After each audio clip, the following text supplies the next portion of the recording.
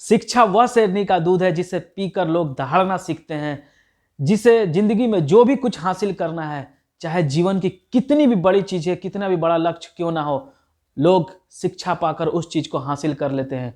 क्योंकि शिक्षा में वो पावर है, शिक्षा में वो एक ऐसा शस्त्र है, अस्त्र बोल सकते हैं, जो कभी भी कोई भी चीज को हिलाने के लिए, मजबूती से उखाड़ने के लिए बहुत ही आवश्यक हमारे पास अस्त्र शस्त्र के रूप में मिला हुआ है। जो शिक्षा को जितना ग्रहण करेगा, जो जितना ज्ञान अर्जित करेगा, वो उतना ही दहाड़ेगा और किसी भी मुश्किल से, कितनी भी बड़ी चट्टान बनकर क्यों ना हमारे सामने मुश्किल आ जाए, उसको उखाड़ कर फेंक ही देता है। नमस्कार दोस्तों, मेरा नाम संतोष कुमार हुआ और आप देख रहे हैं द संतोष वॉइस। तो जो हम आज बात करने वाले हैं वो पूरी डिटेल्स में बात करेंगे। एजुकेशन सिस्टम में जिस तरह से अभी गवर्नमेंट ने बोला है, गवर्नमेंट ने अनाउंस किया है कि 16 साल के आयु वाले बच्चे अब कोचिंग संस्थान नहीं जाएंगे और जब उनकी एज 16 साल हो जाएगी तभी वो कोचिंग संस्थान में जाकर पढ़ेंगे। इसके पीछे बहुत सारे रीजंस हैं और उन रीजनों पर हम बात करेंगे कि आखिर ऐसा क्यों गवर्नमेंट को फैसला लेना पड़ा।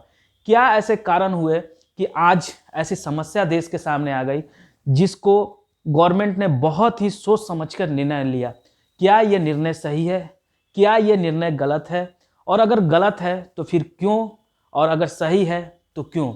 ऐसा देखा जाता है अक्सर कि अभी आए दिन जिस तरह से स्टूडेंट्स आत्महत्या कर रहे हैं, वो भी उनको ये भी नहीं पता है कि हमारे सामने जीवन सिर्फ यही नहीं है, इसके आगे भी जीवन है और वो जीवन जिए ही नहीं और अपने जीवन जीने से पहले ही वो जीवन को समाप्त कर रहे हैं। और ऐसे केसेस आने जब स्टार्ट हुए तो गवर्नमेंट को ऐसा लगा कि ये तो बहुत ही गंभीर मुद्दा है। आखिर ऐसे क्या रीजन है कि इस तरह के कदम लोग उठा रहे हैं? ऐसा क्या था चीज़ कि जिसको पेरेंट्स समझ ही नहीं पाए, ना टीचर समझ पाया, ना कोचिंग संस्थान, और ना ही वो आसपास के लोग जो ऐसे बच्चों को समझा पाए। तो दोस्तों, सबसे पहले कि गवर्नमेंट ने जो डिसीजन लिया है कि 16 साल के बच्चे को कोचिंग संस्थान में नहीं जाया जाएगा, क्योंकि इसका इम्पैक्ट उनके जो हेल्थ को देखते हुए कॉन्शियस थे वो छूट गई थी। मतलब स्कूल्स में गए, स्कूल्स में पढ़ाई हुई 8 घंटे, उसके बाद वही बच्चे सेम सब्जेक्ट के लिए कोचिंग जाया करते थे। और जब कोचिंग जाते थे तो प्रश्न ये उठता है कि वो बच्चे जब स्कूल्स में सेम सब्जेक्ट के लिए 8 घंटे अपना समय दे रहे हैं, अपना समय देने के बाद भी जो उनके पास समय बचता है उसमें वो या तो खेलेंगे, या तो अपने जो मानसिक विकास होता है वो समाज में रहने से, समाज में खेलने से, गांव में खेलने से, बगीचे में जाने से ये विकास होता है, लोगों से बात करने से बौद्धिक विकास होता है, वो निरंतर उसमें कमी देखने को मिला। ऐसा इसलिए क्योंकि बच्चे के ऊपर इतनी दबाव हो जाती थी और उस दबाव के कारण उनका मेंटली जो है वो, मतलब बोल सकते हैं कि मेंटली विकास ही नहीं हो पा रहा था। और ऐसा देखा गया है, बहुत सारे ऐसे डेटे आए हैं जहाँ पर बच्चे कोचिंग जाते थे और मालूम चला कि वो सेम सब्जेक्ट पढ़ रहे हैं। अब जब क्वेश्चन ये है कि जब स्कूल में गए वही क्वेश्चन सेम टीचर पढ़ा रहा है और वही टीचर फिर से कोचिंग भी पढ़ा रहा है, तो ऐसा क्यों? क्योंकि टीचर को इनकम का स्रोत दिख रहा है। दूसरी चीज, इनकम के स्रोत दिखने के कारण वो बच्चा अपनी जो स्किल होती है उसको डेवलप करने में असहज महसूस करता है, क्योंकि उससे लगता है कि हम स्कूल जाएंगे, स्कूल में हमें बस इतना ही पढ़ाया जाएगा, लेकिन जब हम कोचिंग जाएंगे तो हमारी जो लर्निंग की क्षमता है वो बढ़ जाएगी। लेकिन ऐसा बच्चों को लगा, लेकिन वास्तविकता से ये दूर दूर है। रीजन आप खुद सोचिए कि जब एक बच्चा स्कूल गया और उस स्कूल्स में एक क्लास में 60, 70, 80 बच्चे हैं, और जब एक टीचर एक ही उतने सारे बच्चों से इंटरेक्ट हो रहा है, लेकिन वो आउटपुट जितना निकलना चाहिए टीचर के प्रति से उतना तो निकल रहा है, लेकिन वो उतने सारे बच्चों के बीच वो क्या हो रहा है, डिस्ट्रीब्यूट हो जा रहा है। तो जितना बच्चों को चाहिए उतना मिल नहीं पाता और इसके कारण उसके गार्जियन सोचते हैं कि हमारा बच्चा का जो कमजोरी है वो पढ़ नहीं पा रहा है, इसलिए हम एक प्राइवेट कोचिंग पकड़ लेंगे या फिर प्राइवेट ट्यूशन ले लेंगे, तो हमें बच्चा को ज़्यादा तेज हो जाएगा, ज़्यादा पढ़ने लगेगा, जिससे रिजल्ट जो है वो आएगा। ये गार्जियन सोचे और ये टीचर सोचे। लेकिन वो बच्चा जिसकी आयु अभी बहुत कम है, उसको ऐसा लगा कि हम चारों तरफ से हमारे ऊपर प्रेशर आ रहा है। जो लोग बोल रहा है आपका बच्चा का रिजल्ट सही नहीं है, कोई आकर बोल रहा है कि आपका बच्चा पढ़ता क्या है, और समय समय पर टीचर लोग जो है कोचिंग वाले हैं वो रिजल्ट भी देते जाते हैं, तो जिससे बच्चा का स्कोर कभी कम कभी ज़्यादा, और ज़्यादातर देखा गया है कि कम ही आते हैं। उस दबाव में बच्चे को ये नहीं समझ में आता है कि अब मैं करूं तो क्या, इधर जाऊं तो टीचर बोले, उधर जाए तो बच्चे हंसने लगे, रिलेटिव कुछ और बोलने लगे, पेरेंट्स बोलने लगे कि मैं तुम्हारे ऊपर इतना पैसा खर्चा कर रहा हूं, तुम्हारा आउटपुट कुछ नहीं निकल रहा है, रिजल्ट नहीं आ रहा है, आखिर रीजन क्या है। और इस रीजन में ऐसे ऐसे कदम उठते गए और फिर बच्चे ने इस तरह का कदम उठाना स्टार्ट किया। ऐसा देखा गया बहुत सारे केसेस में। अब दूसरी चीज़ ये देखते हैं कि आज जो गवर्नमेंट ने लागू कर दिया कि अगर भैया 16 साल के बच्चों को आप पढ़ाओगे तो आपको क्या होगा, आपके ऊपर फाइन मारी जाएगी। अगर उससे भी आप नहीं संभले तो फिर आपको क्या करना पड़ेगा भाई, आपकी लाइसेंस रद्द कर देनी पड़ेगी। जो गवर्नमेंट की तरफ से ये निर्देश आया, उसके बाद ये भी कहा गया कि आपको 1-2 मौके मिलेंगे, क्योंकि 16 साल का बच्चा अगर आप पढ़ाते हो तो पहले आपको नामांकन करना पड़ेगा, रजिस्ट्रेशन करना पड़ेगा, फिर बहुत सारी चीज़ें हैं जो आपको गवर्नमेंट के सामने डेटा को शो करना पड़ेगा। अब कोचिंग संस्थान के लिए भी अभी के डेट में प्रॉब्लम्स क्रिएट हैं, क्योंकि आप समझिए कि नीट, आईआईटी इन सब की जो प्रिपरेशन करते थे लोग, तो आईआईटी की जो प्रिपरेशन करते थे या फिर इंजीनियरिंग की या फिर मेडिकल या देखेंगे तो आप 10th पर भी होती है और 12th पर होती है। मेनली जूनियर इंजीनियर्स या जूनियर जो डॉक्टर्स ये सब सारी बनते हैं वो चीज़ें बोल सकते हैं। डी फार्मा बोल सकते हैं, जो डिप्लोमा की कोर्स होती है वो 10th पे होती है। बाकी और जो चीज़ें होती है, जो हायर एजुकेशन जिसकी बात करें, जैसे इंजीनियरिंग की अगर बीटेक की बात करें या फिर बी फार्मा की बात करें मेडिकल में, फिर नीट की बात करें, तो ये सब 12th पे होती है।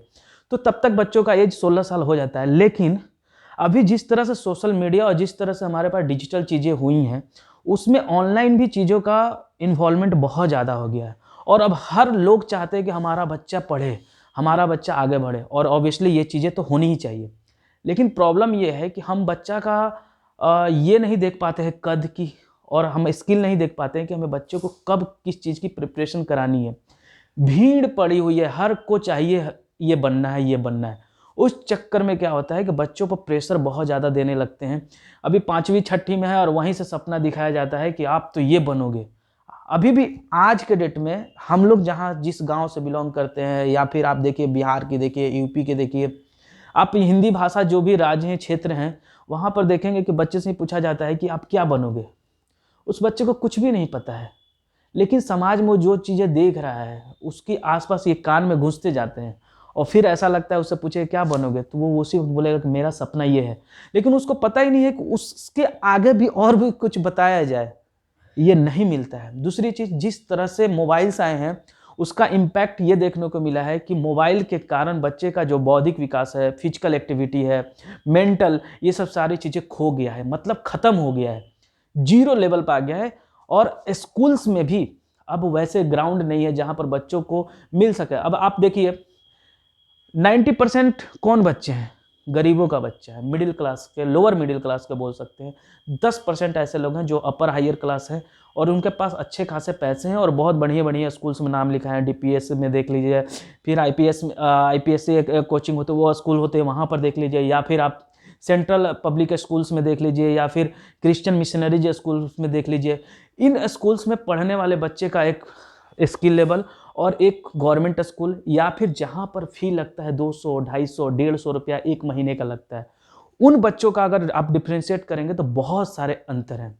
मैं खुद भोपाल में जब इंजीनियरिंग करता था तो उस समय एक मैं आईएएस अधिकारी थे और एक आईपीएस अधिकारी थे।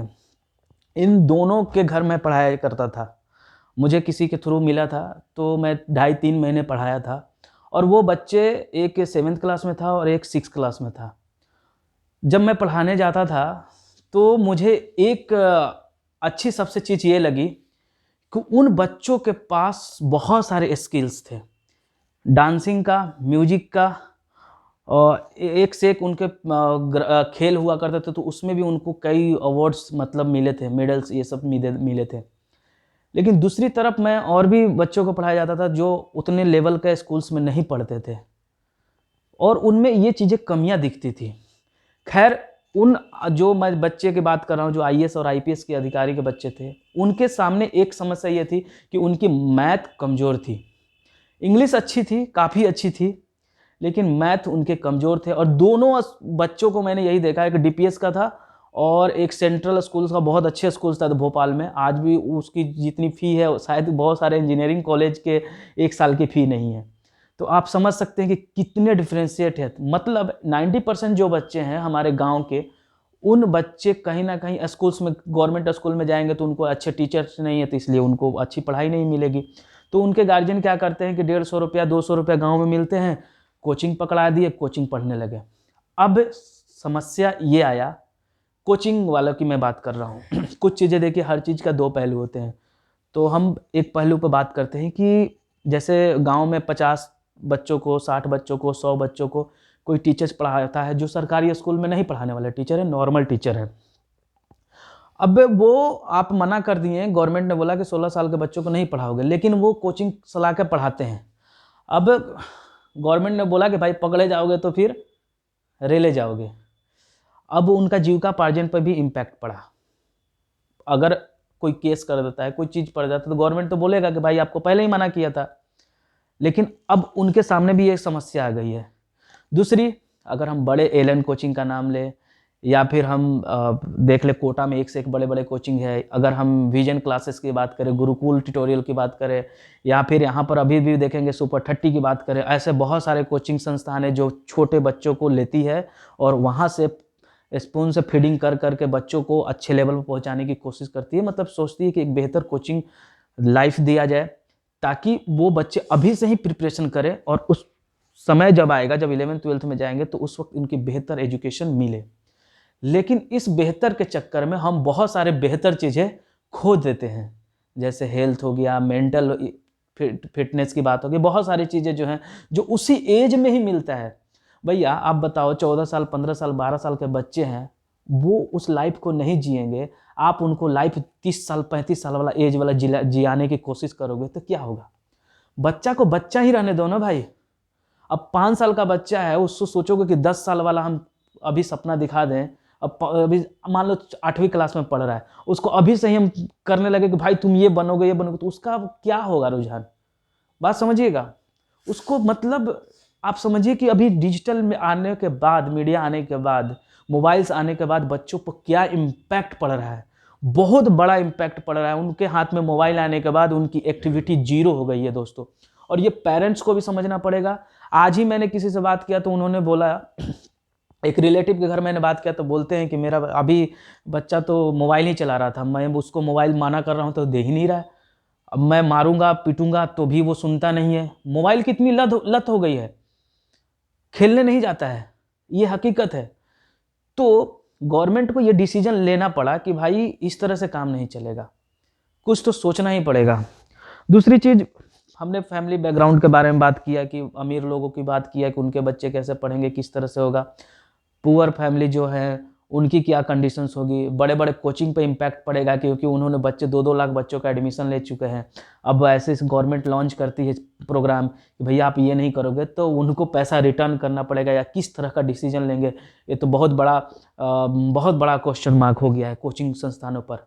अब आते हैं कि ये तो ऑफलाइन कोचिंग वालों की बात हो गई। अगर ऑनलाइन कोचिंग की बात करें, उनकी डेटा कैसे गवर्नमेंट को पता चलेगा कि ऑनलाइन कौन से क्लासेस चल रहे हैं, क्या चल रहे हैं? क्या इस पर भी गवर्नमेंट कुछ जांच पड़ताल करेगी कि नहीं ये? लेकिन लाखों ऐसे यूट्यूब चैनल्स हैं जहां पर लोग पढ़ा रहे हैं, लोग कर रहे हैं, वो अच्छा काम कर रहे हैं, लेकिन क्वेश्चन मार्क तो उठता ही है। क्योंकि आप घर में पढ़ाओ या फिर बाहर पढ़ाओ, ऑफलाइन पढ़ाओ, ऑनलाइन पढ़ाओ, तो इसमें कोचिंग के साथ साथ उसके मैं भागीदारी मांगता हूँ पेरेंट्स का, कि पेरेंट्स का भूमिका क्या होता है, वो कितना अपने तरफ से एफर्ट लगाते हैं।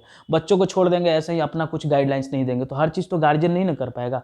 जो बच्चे सुसाइड भी किए हैं, चाहे जो भी कुछ हुआ है, तो कुछ तो गलत पेरेंट्स का भी होगा, या कुछ चीज़ें ऐसे भी होंगे जो बच्चे के बारे में नहीं जान रहे हैं। और इसके चक्कर में होता है ना दोस्तों कि गेहूं के साथ जौ भी पीसा जाता है, पता ही नहीं चलता है। तो वही बात हुई है। हेल्थ पर प्रभाव तो हमने बात किया, मेंटल ग्रोथ के बारे में भी हमने बात किया। खुद मैं ये फील करता हूँ कि हम जब 9th-10th में थे तो हमारे ऊपर इतना प्रेशर था, प्रेशर मतलब गार्जियन की तरफ से प्रेशर नहीं था, खुद की तरफ से भी ये भी था, क्योंकि वैसा एनवायरनमेंट में हम थे, वैसे समाज में थे जहाँ पर लगता था कि मुझे कुछ करना है। अब वो पहले से ही दिमाग में आया, वो आया कहाँ से? समाज के माध्यम से, जहाँ पर हम आस-पास रहते हैं। उसके चक्कर में हम खेलना बंद कर दिए। 8 के बाद थोड़ा बहुत खेला, 9th-10th में तो खेला ही नहीं दोस्तों। उसकी कसर अब मैं निकालता हूँ। अब मैं खेलने की बहुत कोशिश करता हूँ, लेकिन वो ज़िंदगी जो था वो जिया नहीं। जो बहुत सारी चीज़ें हैं, फैक्टर्स हैं, गार्जियन भी नहीं जाने देते थे, बाहर भी निकलने से पहले सोचना पड़ता था, ये भी चीज़ है। और समाज का भी दबाव था, खुद पर भी प्रेशर था कि हमें उनसे बेहतर निकलना है। तो ये मेंटालिटी के चक्कर में हमने बहुत सारी चीज़ें जो है खो दी हैं। आज इतना बड़ा इम्पैक्ट देखने को लग रहा मिल रहा है हेल्थ सेक्टर में, कि हेल्थ सेक्टर मतलब हर व्यक्ति का हेल्थ पर, कि वो व्यक्ति खुद फिट नहीं है, लेकिन सब चीज़ काम करने की प्रयत्न कर रहा है और हम हेल्थ पर ध्यान नहीं दे रहे हैं। जबकि हेल्थ कॉन्शियस होना में बहुत ज़रूरी है। जैसे हम अपने गार्जियन को लेते हैं, वो गार्जियन खुद ही इतने बोझ हैं, इतने ज़िम्मेवारियाँ हैं उनके पास कि वो ना वो सुबह घूमने जाते हैं, ना खेलने जाते हैं। सिर्फ़ हम ये बहाना दे देते हैं कि अब तो उनकी एज हो गई, वो तो बड़े हुए हैं बहुत ज़्यादा। ऐसा कुछ नहीं, हर व्यक्ति को फ़िटनेस ज़रूरी है, एक्सरसाइज़ ज़रूरी है और हर व्यक्ति को स्पोर्ट्स भी ज़रूरी है। उनको स्पोर्ट्स से लगे रहना है, जुड़े रहना है। तो दोस्तों आप कमेंट सेक्शन में बताइए कि हमारा व्यूज़ इस बात पर जो हमने किया आपको कैसा लगा? गवर्नमेंट का जो डिसीजन था इसमें कितना % आप उसके पक्ष में हैं? और क्या आपको लगता है कि गवर्नमेंट को इसमें और इनिशिएटिव लेना चाहिए? क्योंकि अभी ये ऊपर के लेवल पर हुआ है, धरातल के लेवल पर कितना % इम्पैक्ट गवर्नमेंट की तरफ से या फिर बोल सकते हैं कि इसको कैसे धरातल पर मतलब गाँव-गाँव तक इस चीज़ को सुचारू रूप से चलाने के लिए प्रयत्न करती है गवर्नमेंट। इस पर आप कमेंट सेक्शन में आप बात कीजिए, अपना व्यू दीजिए और सुझाव दीजिए, ताकि मैं इस पर और भी इम्प्रूवमेंट कर सकूँ और भी बातें कर सकूँ। और हाँ, अगर आपको लगता है कि मुझे और भी कुछ चीज़ें छूट गई है, उस पर बातें करनी चाहिए, तो मैं ज़रूर करूँगा। तब तक के लिए धन्यवाद। जय हिंद। और 22 तारीख को मिलते हैं फिर एक नए वीडियो में, राम जी की चर्चा करेंगे। तब तक के लिए धन्यवाद। जय हिंद। और आप देखते रहिए द संतोष वॉइस।